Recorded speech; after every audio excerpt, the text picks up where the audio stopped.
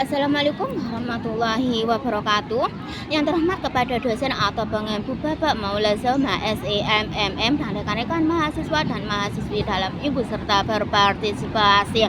Izinkan saya memperkenalkan diri saya. Nama saya Hartati, nomor NIM 248623002070. Dalam kali ini saya akan mempresentasikan model pembelajaran inquiry.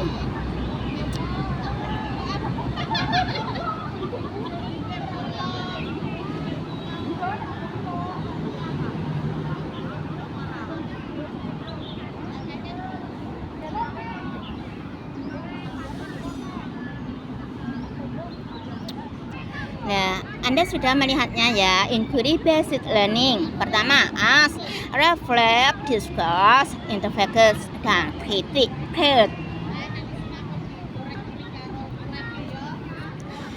Apa yang dimaksud dengan model pembelajaran inquiry?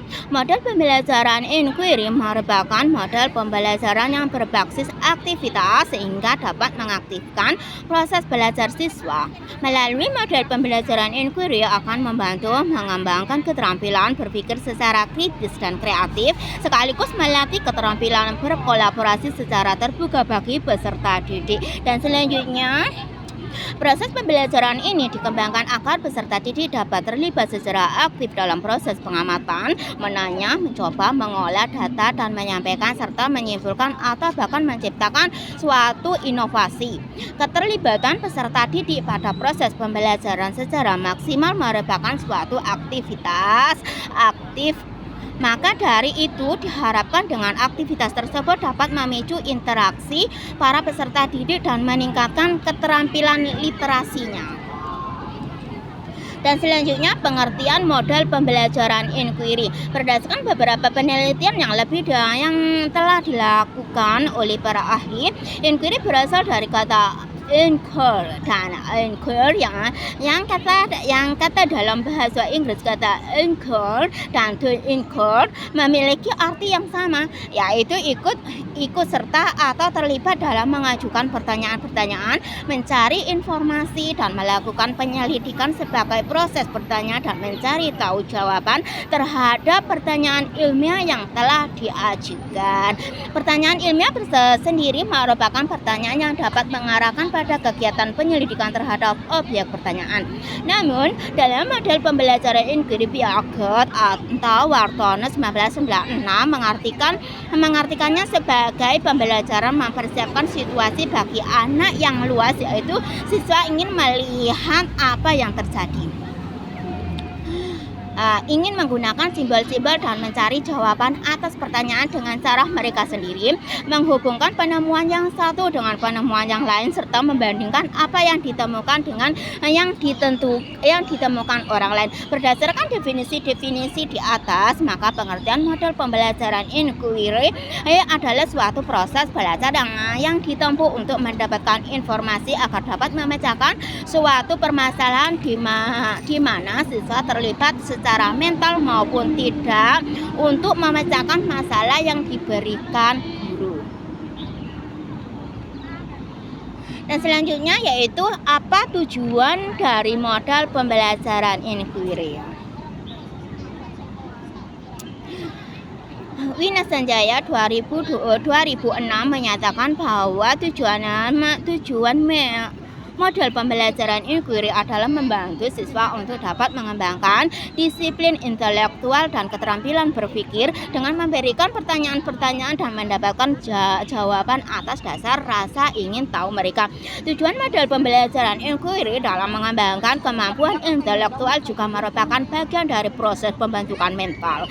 Oleh sebab itu, dalam implementasi model pembelajaran inquiry, siswa tidak hanya dituntut akan menguasai pembelajaran, tapi juga bagaimana mereka dapat menggunakan potensi yang dimiliki.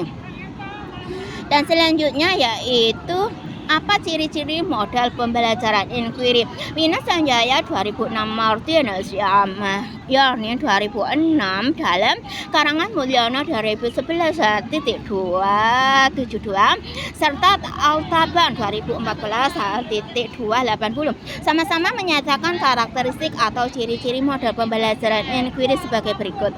Saya sebutkan. Pertama, Inquiry lebih menekankan aktivitas siswa untuk mencari dan menemukan secara maksimal. Artinya pendekatan inquiry menempatkan siswa sebagai subjek belajar. Dua, seluruh aktivitas siswa difokuskan untuk mencari dan menemukan sendiri dari sesuatu yang tengah dipertanyakan, sehingga diharapkan dapat menumbuhkan sikap percaya diri atau self belief. Artinya, dalam model pembelajaran inquiry menempatkan guru sebagai sumber belajar, tapi sebagai fasilitator dan motivator belajar siswa. Selanjutnya yaitu yang nomor 3 ya, melalui penggunaan model pembelajaran inquiry, kemampuan intelektual yang sebagai bagian dari proses mental siswa harus dapat lebih berkembang, terutama dalam mengembangkan berpikir secara sistematis, logis, dan berpikir kritis para peserta didik. Sebab siswa tidak hanya dituntut akan menguasai pelajaran, tapi juga menggunakan potensi yang mereka miliki dalam proses pembelajaran. Dan selanjutnya yaitu inquiry memiliki macam-macam model pembelajaran. Terdapat beberapa macam model pembelajaran inquiry yang dikemukakan oleh Runika 2009.21 sebagai berikut. Pertama, inquiry terbimbing guide anchor. Model pembelajaran inquiry terbimbing adalah proses belajar di mana guru membimbing siswa melakukan kegiatan dengan memberi pertanyaan awal dan mengarahkan pada suatu diskusi. Dua, inquiry bebas. Model pembelajaran inquiry bebas ini digunakan bagi siswa yang telah berpengalaman belajar dengan inquiry. Inquiry bebas menempatkan siswa seolah-olah bekerja layaknya seorang ilmuwan.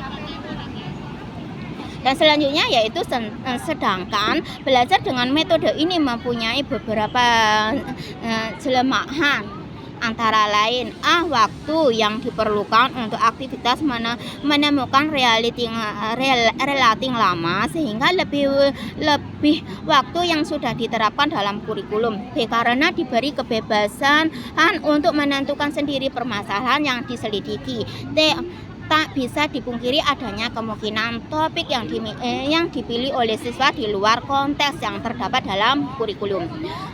C, ada kemungkinan setiap kelompok atau individual mempunyai topik berbeda, sehingga guru akan membutuhkan waktu lama untuk memeriksa hasil perolehan siswa. D, karena topik yang diselidiki antara kelompok atau individual berbeda, maka ada kemungkinan kelompok atau individual yang lainnya kurang memahami topik yang diselidiki oleh kelompok atau individual tertentu, sehingga diskusi tidak dapat berjalan sebagaimana yang diharapkan. Dan selanjutnya yaitu inquiry bebas yang dimodifikasikan atau modified free inquiry. Jenis model pembelajaran inquiry bebas yang dimodifikasi merupakan kolaborasi atau modifikasi dari dua inquiry sebelumnya, yaitu inquiry terbimbing dan inquiry bebas. Meski begitu, permasalahan yang dijadikan topik untuk diselidiki tetap diberikan atau beracuan dengan kurikulum yang telah ada. Dan selanjutnya artinya dalam inquiry ini siswa tidak dapat memilih atau menentukan masalah untuk diselidiki secara sendiri, tapi siswa yang belajar dengan inquiry ini menerima masalah dari gurunya untuk dipecahkan dan tetap memperoleh bimbingan. Namun bimbingan yang diberikan pun lebih sedikit dari inquiry terbimbing dan tidak terstruktur. Dan selanjutnya yaitu langkah-langkah penerapan model pembelajaran inquiry.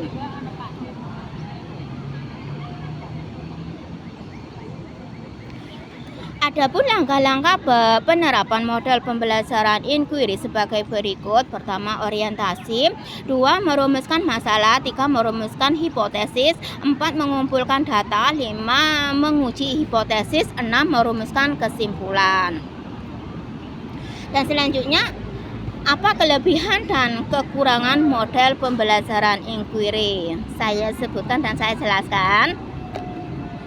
Kelebihan model pembelajaran inquiry. Pertama, membantu menggunakan daya ingat siswa dan mentransfernya pada situasi-situasi belajar. Dua, mendorong siswa untuk berpikir dan bekerja atas kemauan atau inisiatifnya sendiri. Tiga, mendorong siswa untuk berpikir secara inisiatif dan merumuskan hipotesisnya sendiri, memberikan kepuasan yang bersifat intrinsik. Lima, situasi proses belajar menjadi lebih bersemangat. 6, memungkinkan peserta didik belajar dengan memanfaatkan berbagai jenis sumber belajar di luar sekolah dan tidak hanya menjadikan guru sebagai satu-satunya sumber belajar. 7, dapat membentuk dan mengembangkan self konsep pada diri setiap siswa. 8, menghindarkan cara belajar tradisional atau menghafal. Dan 9, dapat mengembangkan peserta didik yang memiliki kemampuan di atas rata-rata. Siswa dengan kemampuan belajar yang bagus tidak akan terhambat oleh siswa lain yang lemah dalam belajar. Dan selanjutnya yaitu kekurangan model pembelajaran inquiry. Saya sebutkan, pertama, sulit mengontrol kegiatan dan keberhasilan siswa. 2, sulit untuk merencanakan pembelajaran karena terbentuk dengan kebiasaan siswa dalam belajar. 3, terkadang dalam mengimplementasikannya diperlukan waktu yang panjang sehingga guru kerap kesulitan dalam menyesuaikannya dengan waktu yang telah ditentukan. 4, selama kriteria keberhasilan belajar ditentukan oleh kemampuan siswa dalam menguasai materi pelajaran, maka model pembelajaran inquiry akan sulit diimplementasikan. 5, memerlukan adanya perubahan kebiasaan cara belajar peserta didik yang menerima informasi dari guru apa adanya menjadi belajar secara mandiri dan kelompok dengan mencari dan mengolah informasi sendiri. 6, mengubah kebiasaan bukanlah suatu hal yang mudah, apalagi kebiasaan yang telah dilakukan bertahun-tahun. Dan selanjutnya saya sebutkan nomor 7, guru dituntut mengubah cara mengajar yang umumnya sebagai penyaji informasi lalu menjadi fasilitator dan motivator. Hal tersebut tentunya tidak mudah dilakukan. 8, model pembelajaran inquiry dalam pelaksanaannya memerlukan penyediaan sumber belajar dan fasilitas yang memadai tapi tidak terlalu tersedia. 9, model pembelajaran inquiry tidak efisien khususnya untuk mengajar peserta didik dalam jumlah besar sedangkan jumlah guru terbatas. Dan selanjutnya seperti contoh implementasi model pembelajaran inquiry pada mata pelajaran kimia.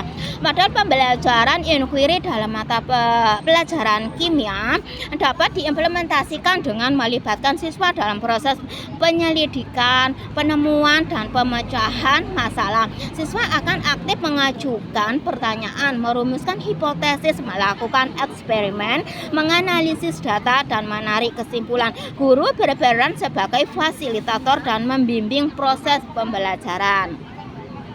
Dan selanjutnya yaitu tentang kesimpulan.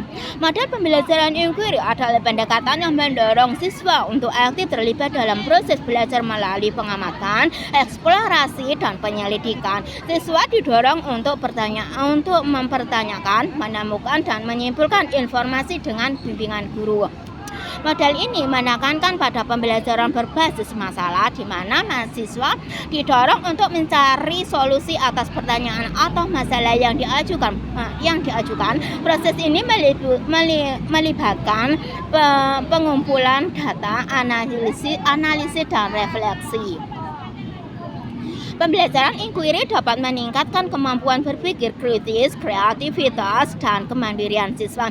Siswa belajar untuk berkolaborasi, berkomunikasi, dan menerapkan pengetahuan dalam situasi nyata. Dalam prakteknya, model ini dapat diterapkan di berbagai disiplin ilmu dan dapat disesuaikan dengan berbagai tingkat pendidikan.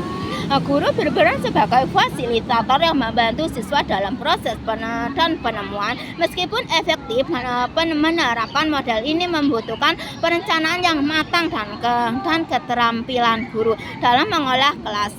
Selain itu, terdapat tantangan dalam menilai hasil belajar siswa yang mungkin tidak selalu terukur secara tradisional.